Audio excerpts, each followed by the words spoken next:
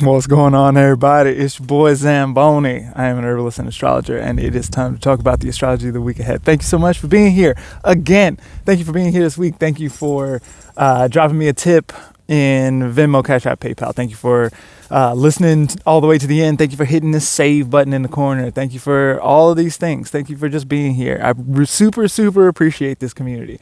Yesterday, I said some deep, hard, and vulnerable shit, and somebody said that the love that I didn't get as a child is present in this community, and that I can have some love in this community, and that is so true. Thank you so much for being here. Thank you.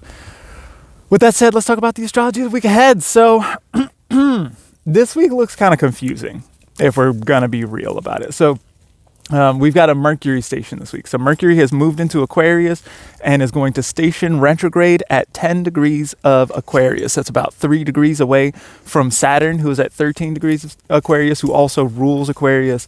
So this is a very Saturn-y Mercury retrograde. So this is likely to, if we think about Saturn as the ordering principle, or about management, or trying to bring efficacious systems to bear in the world, then Mercury retrograde looks like some difficulty in doing that. It looks like a little bit of trial and error. You know, it looks like maybe it didn't work out the way that you thought it was going to. You had a plan, you tried some stuff, the plan didn't work out. We gotta think about plan B, plan C, this sort of stuff. One of the things that I think is really important to think with anytime during a Mercury retrograde, but especially now as we go about building a future that that's going to last for 200 years. As we think with that, then Mercury retrogrades are a very good and important time to engage with errors and mistakes, and not only the mistakes of others, but our own mistakes, and not just the ways that we are, managing people and this sort of thing, but as well, we can just think about some of the ways that we communicate, the ways that we go about understanding others, and this kind of stuff. All of this is going to come into question now, and it's likely that we're going to feel that on the managerial level. So there's, take your time with all this sort of stuff. It's not easy to run through these kinds of things, and that's part of why Mercury retrograde gets a bad rap, is because it can be difficult. There are errors that show up. Sometimes you got to do things another time, or a third time, or something like this. Stick with it, and that's part of what Saturn teaches, right? Is the endurance and the stamina. I was just talking yesterday about my mean grandma, who was, she was like so mean and all this sort of stuff, right? But she also was born during the Great Depression and lived through some super terrible poverty, right? So there's this sense of like a scrappiness and an ability to make it through difficult things, and sometimes that produces a kind of grump that it can be difficult to live with or deal with, or something like this. But it's a survival tactic, and it's a survival. It's just like a way of continuing to be, right? It's super tough. And so dealing with tough things is how we get tough. And so that's something to just think with and be with as we deal with the trial and error that is Mercury retrograde. I also I want to send a shout out to the relational metaphysics talk that I did in April of last year. It's on YouTube, and talked a little bit about Mercury retrograde in air signs during that talk. So that's something to check out as well.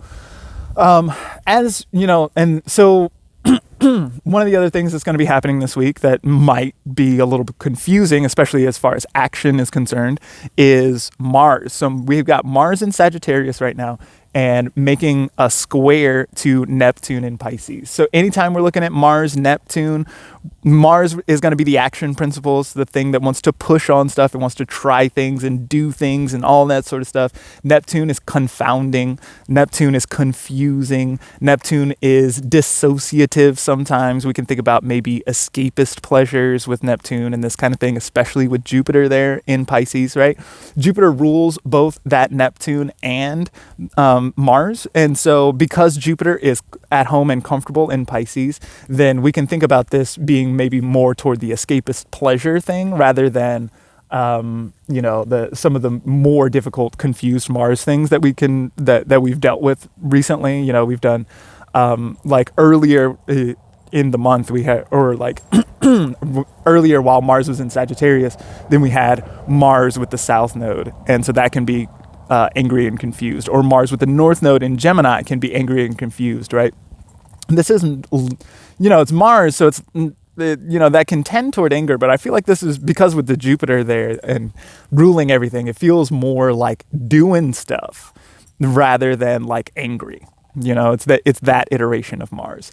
And so, but with that Neptune there, it definitely feels like wheels spinning. You know what I mean? Maybe a little bit of anxious thoughts can show up with the Mars Neptune and confusion. I don't really know how to deal with it. There's stuff going on, and especially with Mercury retrograde, right?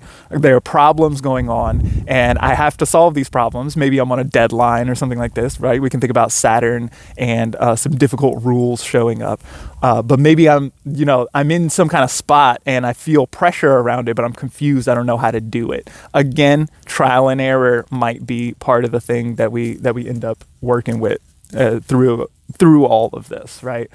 And that's been this has been my story recently. And so, not to make this all about me, but this Venus retrograde is continuing to go on. We just had the Venus Sun conjunction, under which I did my little post about my grandma and all this, right? And so heartbroken and confused is like much of the feeling that I'm getting from this kind of sky. We've got Venus retrograde, which is still super important, still doing all the stuff.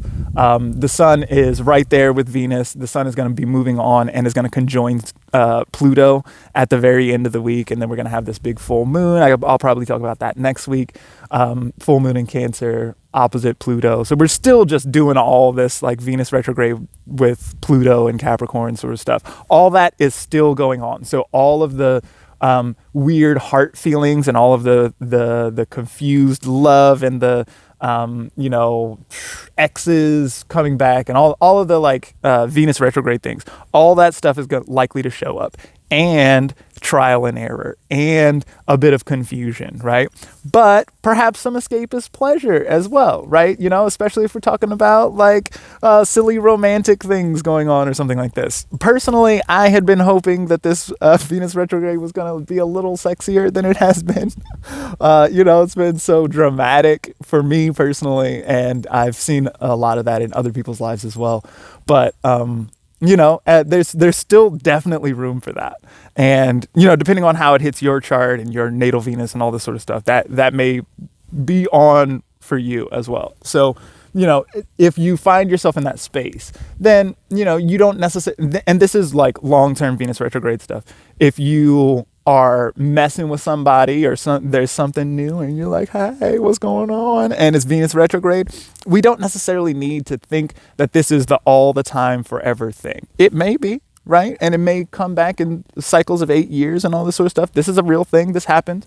But if it doesn't work out that way, it's not a big deal, right? We've got a 40-day situation here with this Venus retrograde, and that 40 days is enough for us to get some good information and try some stuff and this kind of thing. So we're this week in general, the long-term ramifications of this week are more likely to be in error resolution than any of the rest of that stuff. We're likely to find ourselves confused and dealing with things that we didn't necessarily even think about before, that we might not have factored into the plan, and then we need to figure that out. And as we go about figuring that out, then those are likely to have the long-term ramifications. Much of this week is likely, and one of the things that I feel like happens with Neptune, we can think about Neptune as being super dreamy. It's very ephemeral. These things like it's in the way that you wake up from a dream and then it kind of all vanishes super quickly, especially if you don't have a strong practice in order to hold that together, then that might be a little bit the way that this week feels. And so with that in mind, how can you plan for a nice ephemeral week? That's what I'm going to try to do, at least. Thank you all so much for being here. I super, super appreciate you. I really just love it.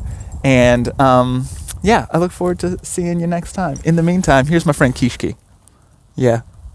He's named for the ceremonial cedar that is burned as a smudge by my Potawatomi people. He doesn't know that, though. He's kind of doofy, and we love him for it. That's all I got for you. I'm going to check y'all next time. Peace and blessings.